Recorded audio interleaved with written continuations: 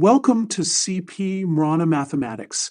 Today we'll learn how to find the derivative of 1 over square root of x using the first principles definition. Let's start by writing our function. F of x equals 1 over square root of x, which we can also write as x to the negative 1/2 power.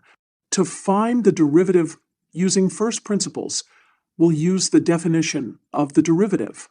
The derivative is equal to the limit as h approaches 0 of f of x plus h minus f of x, all divided by h.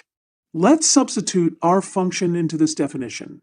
First, f of x plus h equals x plus h to the negative 1/2 power, and f of x is x to the negative 1/2 power. To make this easier to handle, let's multiply and divide by x to the negative 1/2.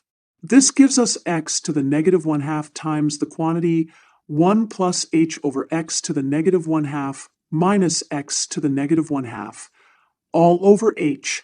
Now we can factor out x to the negative 1/2 from the numerator. This gives us x to the negative 1/2 times the quantity 1 plus h over x to the negative 1/2 minus 1, all over h. Here's where we use the binomial expansion.